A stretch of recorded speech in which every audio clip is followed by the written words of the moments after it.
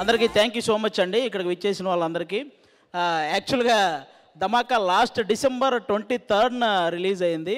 కానీ వెనక పోస్టర్లు వీడియోలు ఎదురుగా శ్రీలీల రవితేజ గారు వీళ్ళని చూస్తుంటే మొన్న 23 రిలీజ్ అయినట్టుంది. ఈరోజు సక్సెస్ మీట్ జరుగుతున్నట్టుంది. నాకైతే అంత హ్యాపీగా అనిపించింది అనమాట ధమాకా వైబ్స్. అంటే రవితేజ గారికి ఆయన స్టైల్ ఆఫ్ ఎంటర్టైన్మెంట్ కరెక్ట్ మీటర్లో పడితే ఆడియన్స్ 100 కోట్ల కలెక్షన్స్తో ఆశీర్వదించారు. అలా అని ప్రతిసారి ఎంటర్టైన్మెంట్ మూవీసే చేయడం కూడా బాగోదు. అందుకే రవితేజ గారు ఆయన కొత్తగా ప్రూవ్ చేసుకోవడానికి ఎప్పటికప్పుడు డిఫరెంట్ స్టోరీస్ సెలెక్ట్ చేసుకుంటూ ఉంటారనమాట. కొంతమంది అన్న ప్రయోగాలు వద్దన్నా మాకు ఎంటర్టైన్మెంట్ మూవీస్ కావాలన్నా అని రాస్తుంటారు. భయ్యా ఆయన ప్రయోగం చెయ్యకపోతే లవ్ ఫెయిల్యూర్ అయిన ప్రతిసారి నువ్వు స్టేటస్లో పెట్టే నా ఆటోగ్రాఫ్ లాంటి మూవీ వచ్చుండేది కాదు. ఆయన ప్రయోగం చెయ్యకపోతే నువ్వు బాధల్లో ఉన్నప్పుడల్లా ఇన్స్పిరేషన్ కోసం నువ్వు చూసే నేనింతే లాంటి మూవీ వచ్చుండేది కాదు.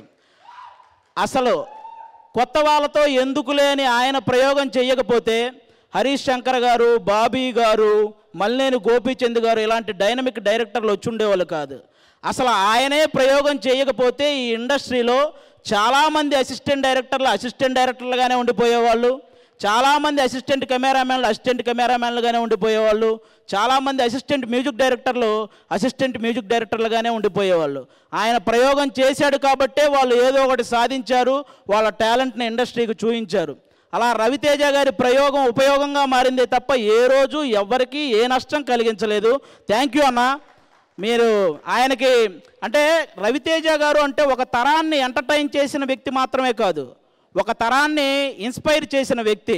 ఆయనకి కృష్ణానగర్ కష్టాలు తెలుసు, జూబ్లీ హిల్స్ రిచ్ లైఫ్ తెలుసు, కిందన్న వాళ్ళని పైకి లాగడం తెలుసు, అలా అని పైకి వచ్చిన వాడు ఎవడైనా పొగరుగా ఉంటే ఆ పొగరు దించడం తెలుసు.